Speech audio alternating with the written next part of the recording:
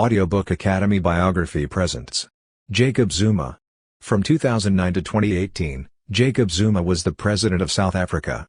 Jacob Zuma was born on April 12, 1942, in Nkandla, South Africa, and joined the ANC in 1959. 2 years before being elected President of South Africa, he rose through the ranks of the party after serving time in prison for his connection with a militant wing. An embattled leader, Zuma has been accused of corruption and racketeering on numerous occasions. As a polygamist, he has at least 20 offspring. In February 2018, Zuma announced his retirement from the presidency after the ANC made many attempts to remove him from power. Early childhood and family history. Jacob Gedleyilekiza Zuma was born on April 12, 1942, in Nkandla, a province of South Africa today known as KwaZulu-Natal, formerly Zululand. In order to support his family after the death of his police officer father when he was only 4 years old, he worked odd jobs to earn money while his mother worked as a domestic servant. He learned to read and write on his own because he didn't have the time to go to school.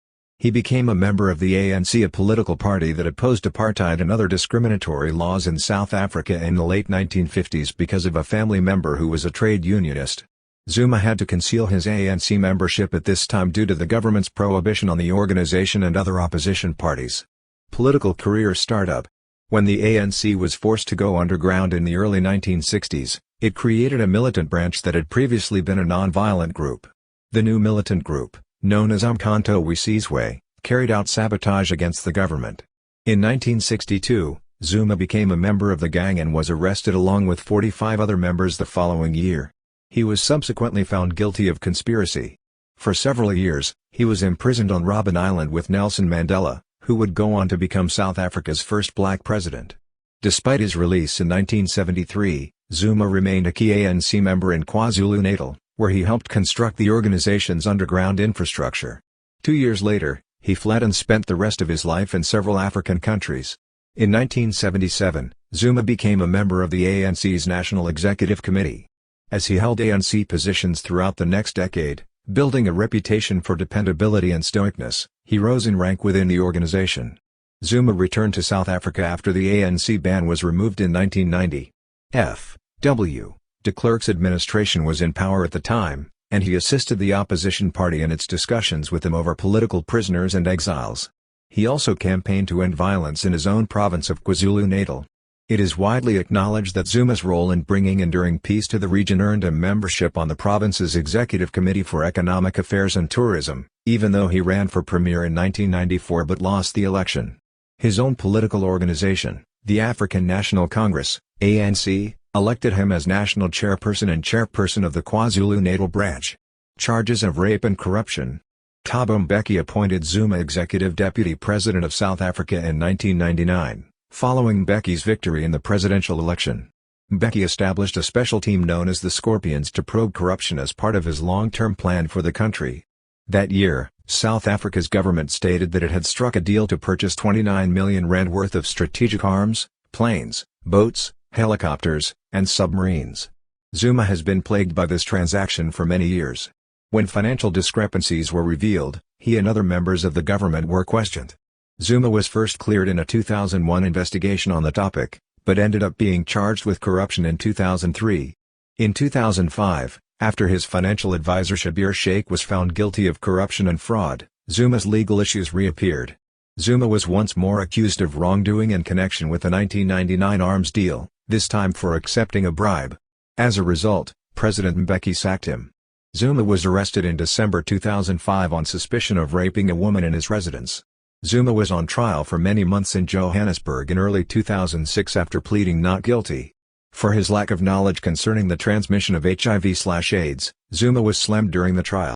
Anti-HIV activist Zuma said that he had sexual intercourse with his HIV-positive accuser in order to prevent contracting the illness. An important development in a country where the HIV/AIDS pandemic has been raging for years. In May, a judge found that Zuma and the other woman had consented to the sex, and the charges against him were dropped. A judge dismissed the claims of corruption against Zuma in the fall of 2006. However, charges could be brought against him in the future. With no legal obstacles in his way, Zuma was soon a serious contender for the ANC's top job. He went head-to-head with President Mbeki, an old buddy, for control of their political party. One of the strongest African economies, Mbeki was seen as moderate, but some thought he was too distant and aloof from his people. Leadership in South Africa. The fact that Jacob Zuma was able to overcome his early challenges made him more popular among South Africans than Thabo Mbeki was. The song Bring Me My Machine Gun was used to depict him to be a man of action and to capitalize on his guerrilla fighting past. A new era for South Africa dawned with Zuma's victory over Mbeki in 2007. Some Communist Party officials and labor unions were convinced he would shift to the left from Mbeki's moderate positions, according to a Pretoria news story. This raised questions about the economy's long-term viability in the country. President Zuma was elected in 2009, defeating his predecessor Kgalema Motlanthe, and he now serves as the country's second-in-command. The allegation that his administration had failed to strengthen the country's economy or effectively combat corruption only increased after his re-election in 2014. Resignation. It was on February 14, 2018, when South African President Jacob Zuma announced his resignation. After the ANC called for a vote of no confidence in the president and publicly requested his resignation, the organization announced the resignation of the president. During a nationally televised political address, he remarked, "No life shall be lost in my name and equally the ANC should never be divided in my name. Thus, I've made the choice to step down as President of the Republic, effective right away." Zuma's removal had been a top priority for the ANC for several months prior. Cyril Ramaphosa, a former union leader, was elected as the ANC's new president in December 2017, although Zuma refused to stand down peacefully as requested by ANC members. Thank you for listening in Audiobook Academy. Don't forget to subscribe and smash that like button for more content like this. See you in next video.